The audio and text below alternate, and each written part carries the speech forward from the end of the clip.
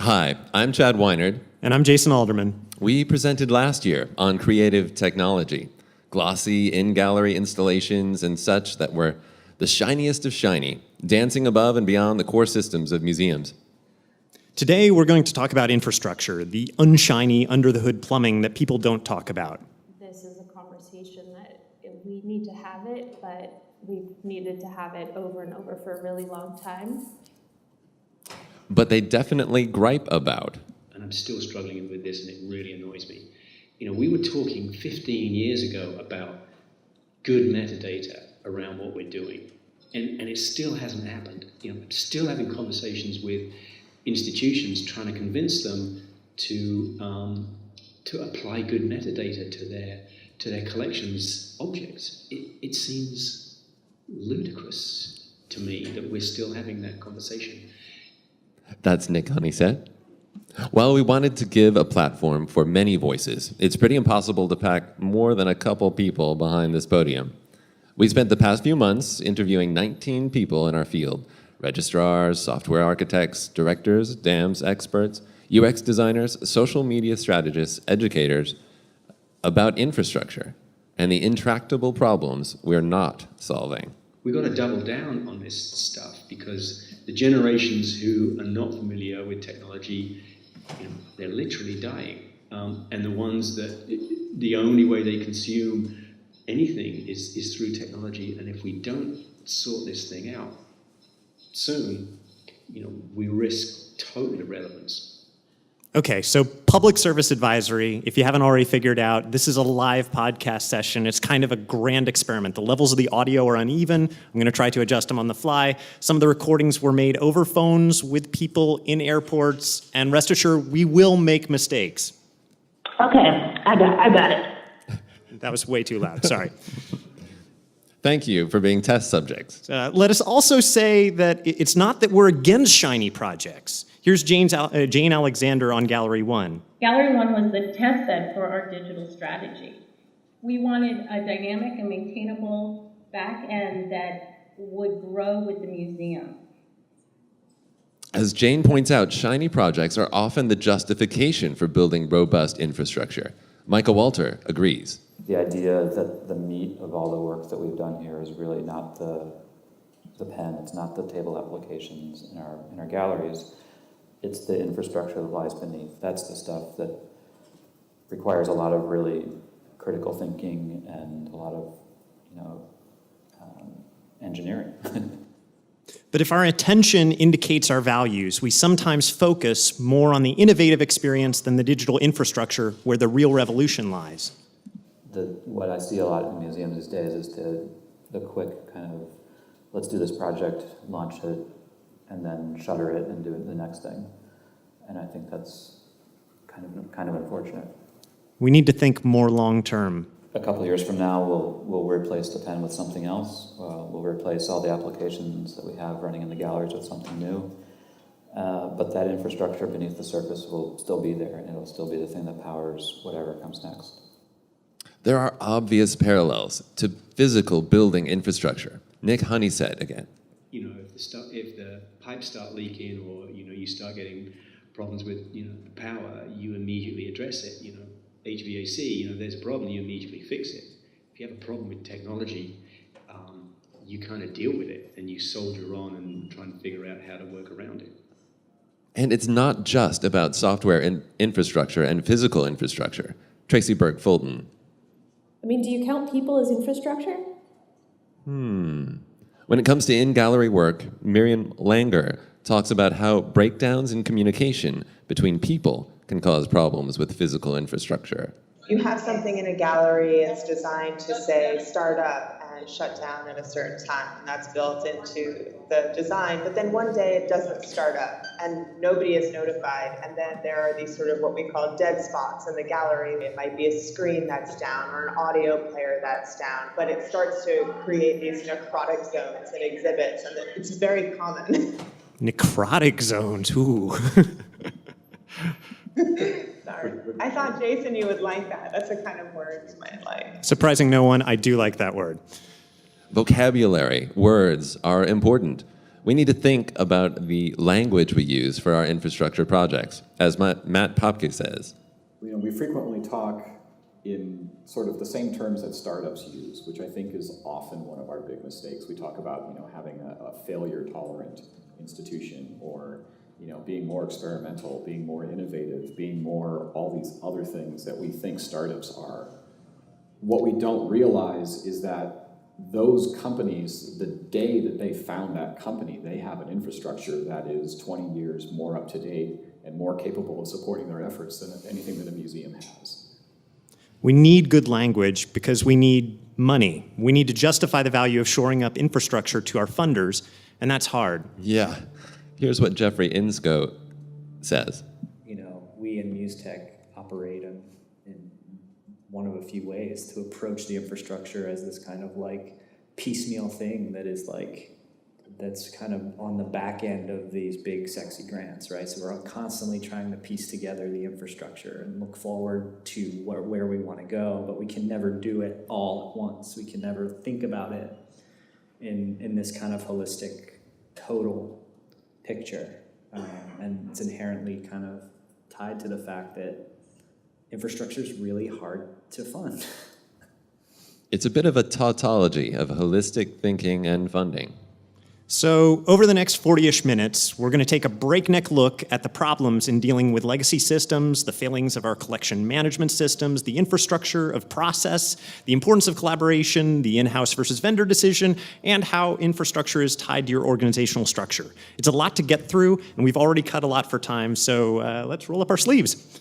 First, why don't we fix our legacy systems? Here's Nick Honeysett. I'm convinced directors are not fully engaging in technology because they think it's the next guy's problem. And you can quote me on that one. We did.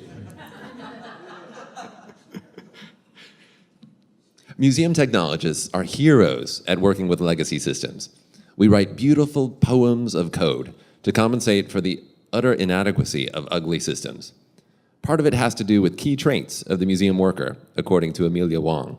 You don't continue in this profession if you're not resourceful, and if you don't actually like the creativity that comes with being resourceful. I think it's one of those job requirements that keeps people in the field, is that you don't mind dealing with the same problems, or you don't mind complaining about them endlessly. And here's Nick Honeysett. I mean, technologists are problem solvers, and they try and make do with the tools they've got because they see some, sense of achievement in taking something that's, kind of broken or not working very well and getting it working. I think there's some kind of fundamental psycho problem going on there. Okay, so masochism may be another explanation. But why are museums content to keep working with obsolete systems? Does our impulse to preserve and revere old things extend to legacy technology? I think we don't like to we don't like to throw stuff away. We don't like to start from the ground up. I mean, of course you can't, right? I mean, that would be ahistorical, but even, getting people at a museum to agree to rip down a outdated event page can be hard. So yes, this is Amelia Wong again. I think one of the problems largely about why we don't talk about it, though, why we don't make time, is that digital, especially, is still wrapped up in a lot of kind of mysticism, not just large parts of museum personnel, but of society still don't, even you don't understand how a computer actually works. It still operates in the realm of the magical, and the magical is really hard to critique and shape to your needs. Yes, we've arrived in the land of the magical. You can't question magic. Time also plays a part. The systems that we rely on the most are often the systems that are also in the worst state of disrepair, or were the sort of the worst pieces of software that we had to begin with, because These are the things that we've had for the longest period of time. This is Matt Popke.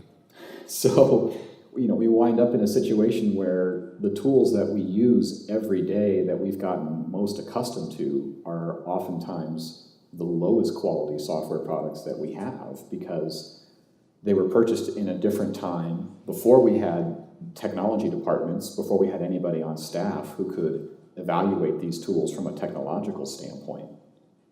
And so now we have this situation where we have these legacy tools that we know we need to move away from or improve in some way, but we also have the most dug in, the most resistant sort of culture to changing these things, because these are the things that everybody else doesn't want us to mess with. It's hard to mess with ancient magic, especially when not everyone has it. It's like that quote about the future's already here, but it's not evenly distributed. I feel like that also happens with humans and human interaction with technology. This is Nina Simon. I run a museum that has 17 full-time employees, and I have a good friend who runs a restaurant that has a couple hundred full-time employees, and they only have a couple of technology tools that they use to run a much bigger business in terms of revenue and bodies, and they have far fewer technology tools that we're using with less revenue and fewer bodies. So I think that proliferation of tools that are specialized and our desire to update and move forward, but the inability to do that evenly, all those things I think are pain points. Museums seem to have many specialized, ancient, mysterious systems that are difficult to leave behind.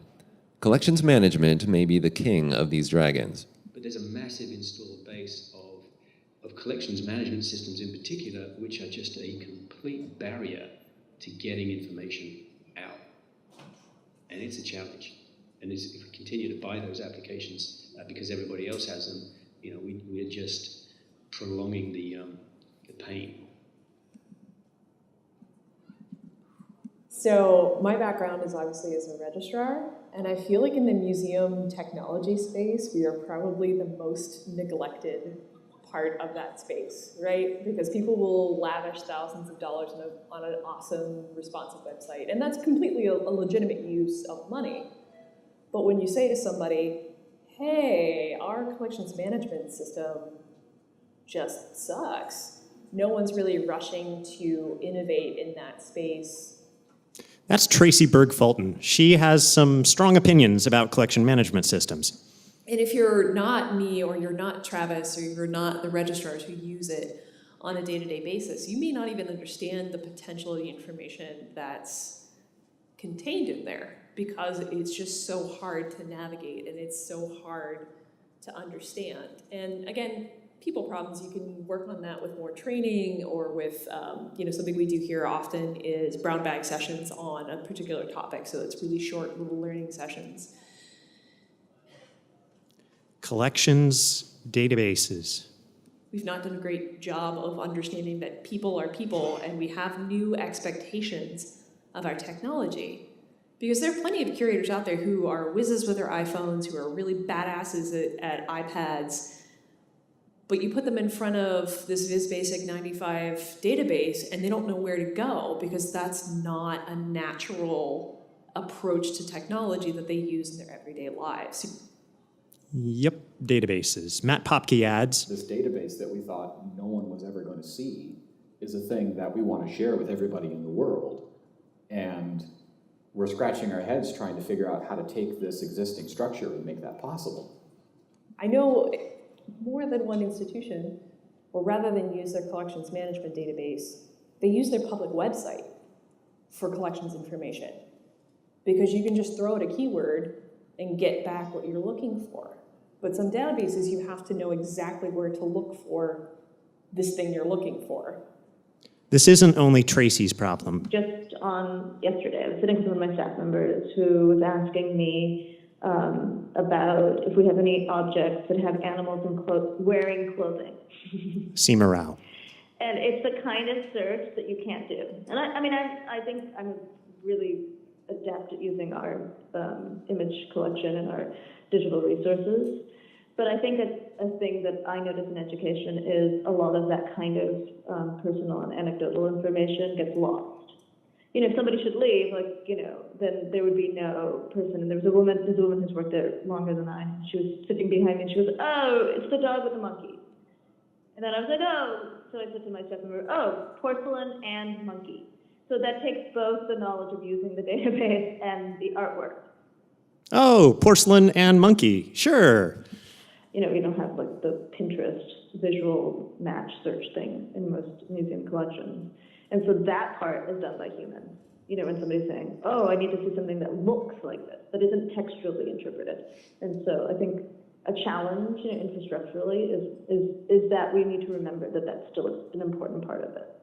These intangibles are hard. As Amelia Wong puts it, how do you use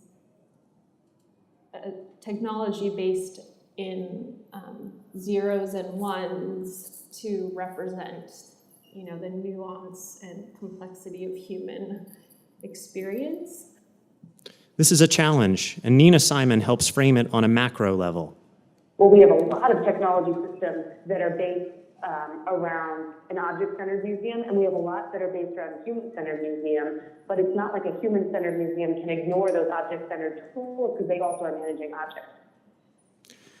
Object-centered doesn't just include collection management. It includes digital asset management systems, and these problems affect other people in the museum. Like, oh, gee, there's this great object, but if it's not on our own right collection and it's just there, so I'm like, oh, man, you know, and it kind of deters me from using a great object because there are so many more layers that I have to add to my stuff. That's Lene Spruce, and she's working with objects to share on social media. There are systems internally, like dams, when I need an image or an object to add context for a conversation that makes it really, really hard to navigate. Figuring out, you know, which object we can use and how, you know, whether it's received for permission and all of those things makes it really hard.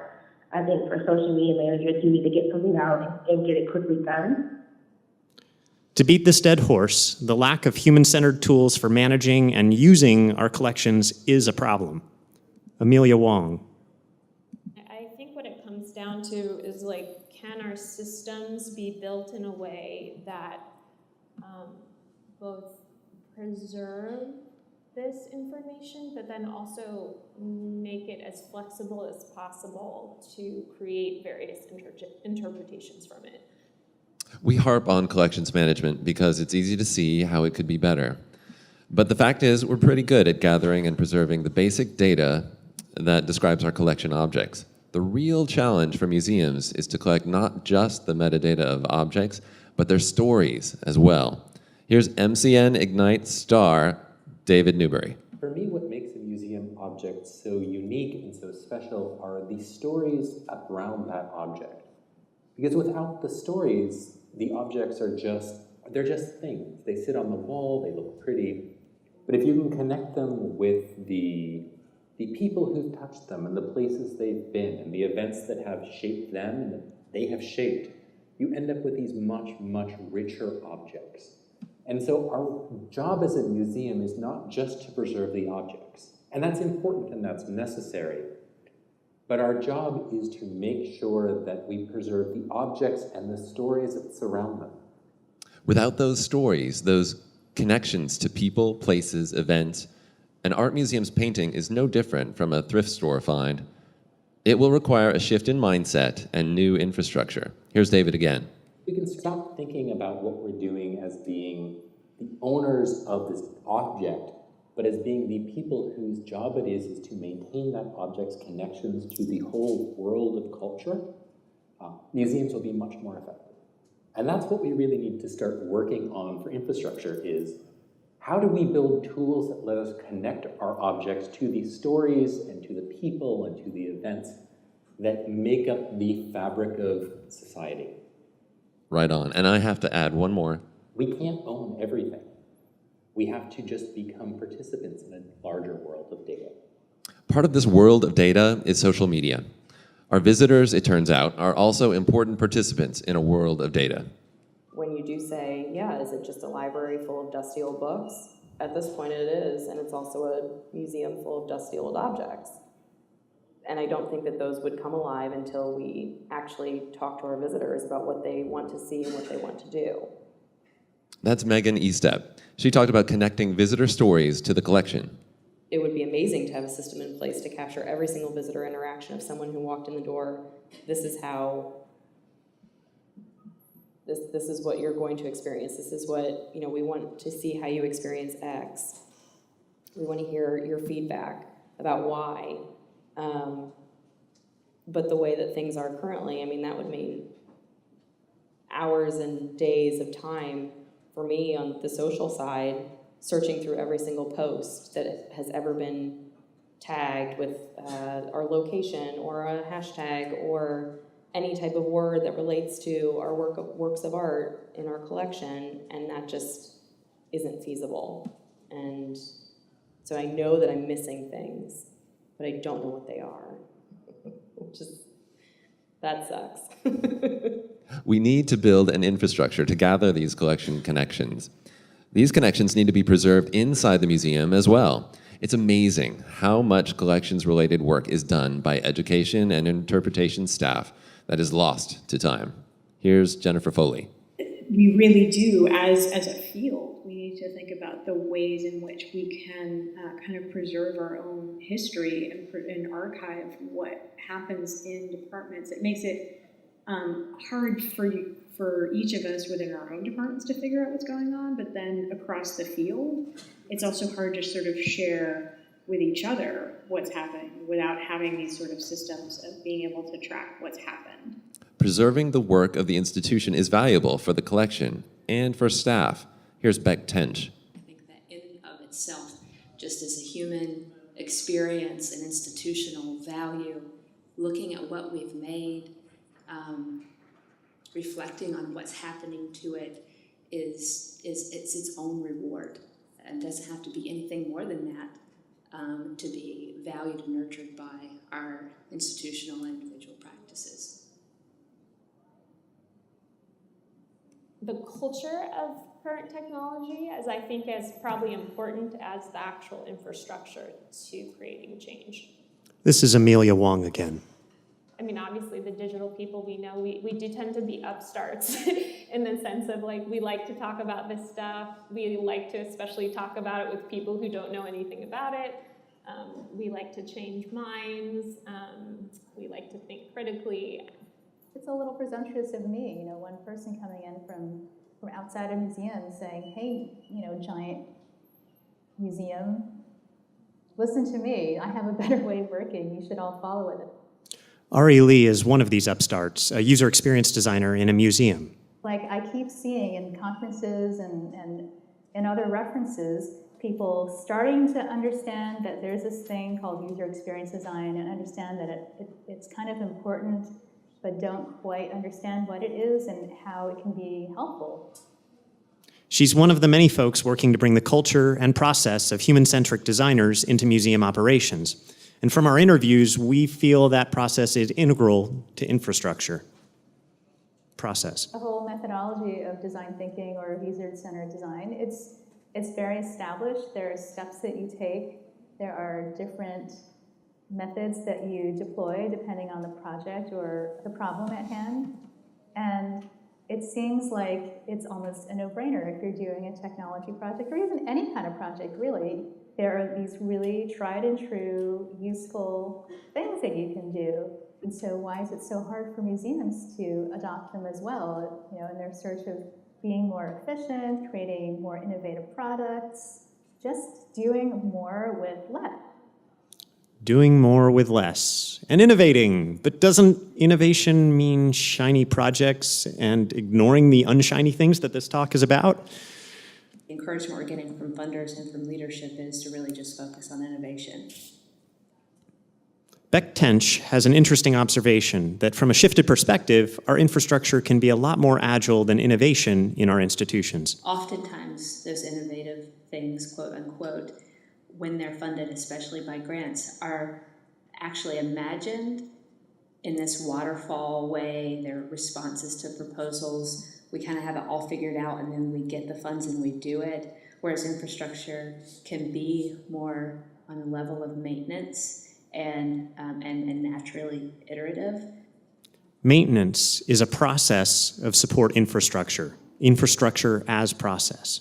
Whenever you are invested in an effort towards maintenance, there's a lot of richness there that isn't necessarily available to you whenever you are in this headspace of innovation, because innovation is about imagining what doesn't exist, how to fix problems, how to change things. Whereas maintenance, you've got all this rich data about how it is, and you can use that to learn about yourself, to tweak and change things interestingly, to tell different stories, or to come to insights about how things connect and work that you wouldn't have seen because you weren't paying attention to all that is available to you. There's so much richness in the data we have available to us about how the things are working around us. And Heidi Quicksilver. It's worth paying attention to these workarounds that everybody finds outside of official systems and finding out why they're better and what they're doing better. What Heidi is pointing out is finding what are called desire paths in user experience, bringing us full circle to Ari.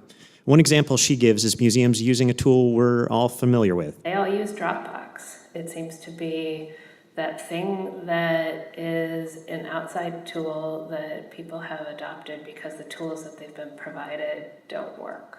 And it's a really simple, easy, and mostly free workaround that is something that should be acknowledged. Observing can also lead us to preventative maintenance, too. As Lene Spruce points out, museums need to be ready for issues that may be systemic to the services they use. Those museums that do take a charge and lead discussions on issues around race and equity and inclusion, especially on tools like Twitter, where there's a high level, high potential for you to get abused in that platform. So it has the potential to either deter you from using that platform because you're afraid of getting bombarded by racists, or you have to create a plan for how to respond when it does happen. You have to have a plan to respond when that happens. So infrastructure and maintenance require you to look at what you do holistically so that you have a plan across the museum, across the systems that you use. You know, unless an institution is helped to understand that all these things should be, all these applications should be connected together, all these departments should be connected together, you know, unless they understand that, they're still going to continue down this path of, you know, unproductive, you know, tears before bedtime engagement with technology and their ability to serve their audiences.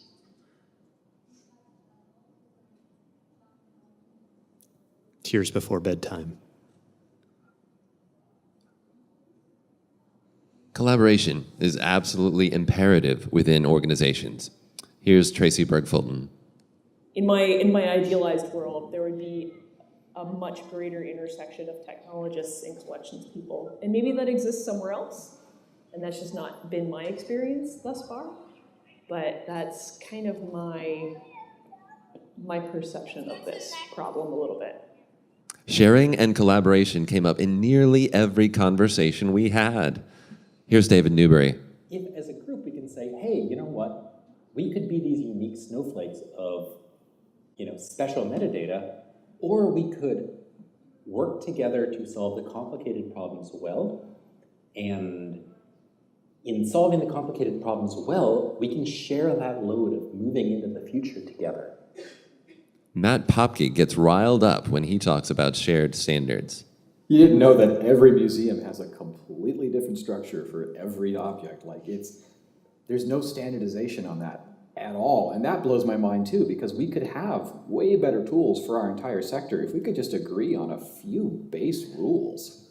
If I could get any two museums to just call the artist field the same thing, how amazing would that be?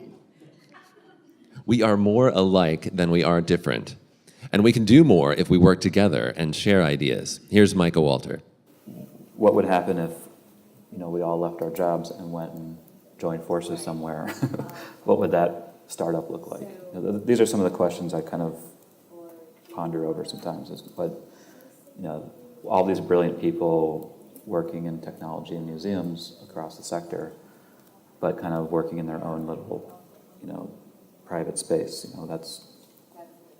It's a little bit concerning to me, and I'm really kind of hoping that through these conferences we do and through the communities we have online and that kind of thing, that we can start to sort of figure out how to do a little better at sharing this information with each other and solving these problems. Radical sharing means not just sharing code, but sharing processes and methodology. Listen to Miriam right before she got on a plane. In museums, we're a little bit behind on sort of seeing the value in shared solutions and shared resources. I know that when we were asking people, there are some people like Brian Kennedy, who's really worked hard at Minnesota Science Center to pull that group together, and I'm guilty of it as well, like not getting everything up on Git like I should and not letting people know exactly what we're doing. So I think that there's work to be done there. Did you catch that? One key to collaboration is letting others know what you're doing, sharing open questions real time. Another is making sure technologists from outside the field are welcomed and that they know what needs to be done. Here's Miriam again. It seems like it's really viewed as a very closed-off insular field compared to even K through 12 education, research, science, and even healthcare, which you'd think would be the most off-putting or the most walled-in or siloed industry. So I think it's interesting that the open hardware community as a whole views museums as an unapproachable system. Nina Simon also often finds herself warning off vendors who approach her wanting to sell their software to museums. I always say to these new companies, like, the museum market is a bad market for you for two reasons. Because most of the museums are too small to use your stuff or be a paying client, period. They don't even have the basic capacity to take on your technology. And the ones that are really big enough to do it either want to do it themselves or they want to do something super custom and they're not going to want to work with your mass service technology. Do it themselves or do something custom. And customization is a problem. Matt Popke again. We've customized ourselves into a corner where everybody's system is so unique and so different from everybody else's that the vendors who are supplying these systems to us, even they can't keep up with the maintenance schedule. Even they can't update the things to match the new requirements and new needs that we all share. We all need an API, but how are we going to get one if everybody's basic core system, even though it's supposedly the same software, is a completely different, totally different beast? And speaking of custom collection management systems. So we have a collection management system that we built in-house since 1990. This is Nikhil Trivedi. Its current iteration is in a framework called 4D, which is a pretty niche client-server framework that we've been building since around the year 2000. 1990, right? 2000? Yeah. Yeah, that's like 16 years invested in our current iteration of our collection management system. Crazy. He talks about the choice between doing software development in-house or working with a vendor. The amount of time it would take to convey all that information to a vendor and to pay them to do the integration, not only upfront, but also over time as our systems, as our institution, and as our needs change. It was just so clear that it was more worth it to do it in-house, to build the resources to do it in-house than it would be to pay a vendor to do it. Tracy also points out that there are problems with vendors. That everybody's willing to shell out literally thousands of dollars per license for something clunky written in VisBasic 95. So why should a company put any money into making something snappier, more responsive, web-based, secure, etc.? Nikhil again. I'm trying to be careful with my words here because I don't want to talk smack about our vendors because our vendors offer us really great services and really great products and we depend on them and that's important and significant. So I'm trying to be thoughtful about my criticisms here. And he's not alone in singing the praises of having an in-house team. It just makes you a much more agile museum if you have some internal development chops that are really capable of working with your content and not purely just system level support. Scott Sayre gets real about how most museums don't have the option to build their own. The idea of buy versus build, and I think that there's very few museums that have really found that building is a good use of resources, and they often trap themselves over time by trying to support something. Again, with staff turnover and leadership changes, these types of projects are really hard for us to sustain. So, I was very excited. Every time I'm around a lot of smart developers, I get really excited about, often by their enthusiasm of that things could be done a lot better if they were able to just build things from the ground up. I often get caught in that enthusiasm myself because I know they're capable of it. But after doing this for a good 20 years now, I'm definitely moving more into the best of breed camp. And that said, best of breed with a well-documented API, the ability to have external hooks, those are the pieces of software that I nowadays find to be the most attractive for us to adopt to really build integrated solutions. I'm done talking now, Chad. Whichever path we choose, we need to narrow our focus, says David Newberry. What I'm seeing is there's these little projects that are springing up that say, we can't solve the entire museum problem ourselves anymore, but we have enough expertise in our institution to solve this one problem well. We can make specialized tools that solve individual museum problems instead of Swiss Army knives that try to capture everything about the object. Providing a single tool that attempts to solve everybody's problem at the same time doesn't work. Let's not try to solve all the problems with one tool. Be modular. Looking at it a different way and returning to our issues with customization, some of it could be addressed by us actually agreeing on standards. Matt Popke again. We just need to change the way we do some of these things instead of asking vendors to constantly change everything for us all the time. It's time for us to recognize that ticketing is something that we could probably standardize on, and CRM is something we could probably standardize on, and point of sale systems is something we could probably standardize on instead of everybody wanting to be a special, unique snowflake all the time. These are organizational issues. There's this idea called Conway's Law. It says that what an organization produces will reflect the communication structure of the organization itself. What if we could change the communication structure through technology? Here's Ari. And that I see a lot of need for, personally, is some kind of communication tool, because the Getty is just so dispersed. I mean, physically dispersed because we're on 2 campuses, and also there's so many different types of roles at this place. But then there's so many hubs of activity that are almost nearly duplicating other hubs of activity. And we've all talked about how great it would be if we could all know something about what else is going on and maybe collaborate better. So some way of letting people know what we're working on, and some way of commenting and sharing and all those good things. Amelia Wong takes it in a slightly different direction. So, even just having, deciding to have a conversation over email versus like walking down the hall to see your colleague, those are different ways of communicating.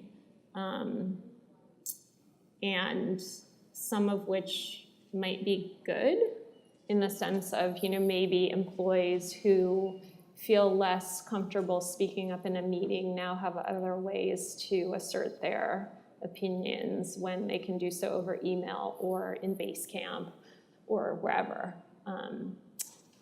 There's like kind of a question there about how well does technology empower introverts versus extroverts, and does that actually does it make a difference? And I think it does. Organization change for introverts. I can get into this. Let's dig in deeper on the relationship between technology infrastructure and organizational change. Here's Jeff Insko. I think the technology can help with the organizational change. I don't know that it can do it by itself. I think we're kind of seeing elements of it, with, if you look at the pen, right, it's being used externally, but it's also now being used internally to, track movements of objects in the Cooper Hewitt. If we look at like linked open data scholarship, right? Like this is technology that is really impacting the way curators do research. If we look at Slack, right? This is kind of helping us communicate more effectively. The technology is useless without training. Providing tools does not actually solve anything. Teaching people how to use tools will help improve workflows and efficiencies and communication across an organization. Just having the tool but not actually fully implementing or training staff on how to use it makes it a waste of money. That's Heidi Quicksilver. Infrastructure can be reimagined when you have an opportunity to stop and think. Another way to kind of think about infrastructure is this kind of idea of the Big Bang, right? Like that when a museum closes for 3 or 5 years and has the opportunity to slow down and think about themselves as one thing. You saw this with Cooper Hewitt, you see this with SF MoMA, but that's so rare and very hard, right, to do. Organization change for most orgs doesn't happen in big sudden surges, though, but rather in slow practices, incremental movements. Here's Beck Tench. What I keep thinking about is sort of habit change and the relationship that maintenance plays in any sort of big change. And if we think about innovation as change in an organization, I know from my own personal experience, I'm totally all about practice, and practice is pretty much maintenance. And in that practice, you do come to insights and changes that you wouldn't otherwise. But the living and breathing of it is on the maintenance/infrastructure side, and these innovations that just sort of pepper their way through, they're important, and I'm not saying they aren't, but they're a small percentage of the total effort of any big change. So, it's the 49th year of MCN. In 1967, 15 New York City museums formed the Museum Computer Network to create a prototype for shared museum data. That's Chad's daughter, Louisa. Originally conceived as physical network connecting museums worldwide, MCN became a professional network related to museum computerization projects. As we hurtle toward MCN50, we wanted to rekindle a conversation on the fundamental, unshiny, often unloved technology in our museum lives. And here we are, almost 50 years later. But more than a conversation, how about we just take action and start doing some of the things we spent 50 years lamenting? As my boy Jack likes to say, because 10 years ago, who thought we'd still be using TMS today? for the future, let's give our infrastructure some love. Let's talk afterward. Thank you.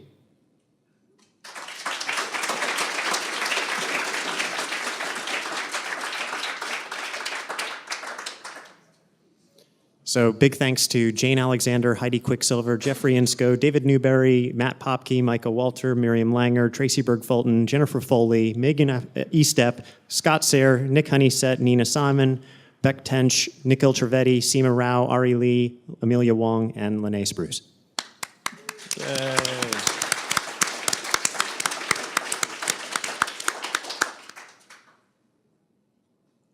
Thank you all very much.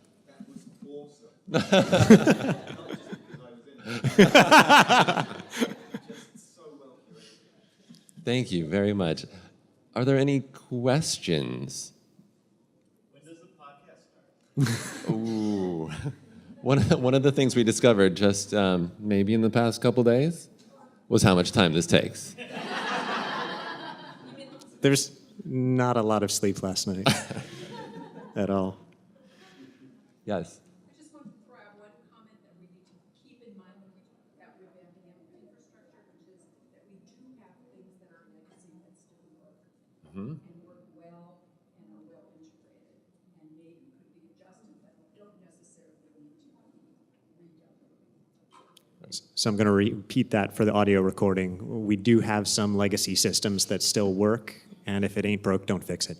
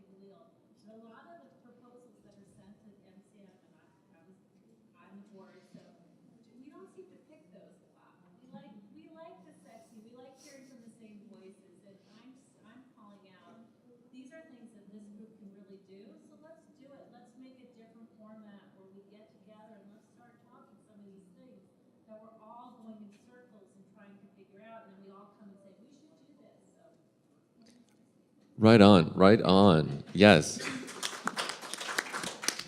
When we told people we were working on an infrastructure project, we thought it was the most boring topic ever, and we would get no traction. But it turns out, as we asked people for 20-minute interviews, some folks had no problem talking for an hour about infrastructure and about the problems and the opportunities out there.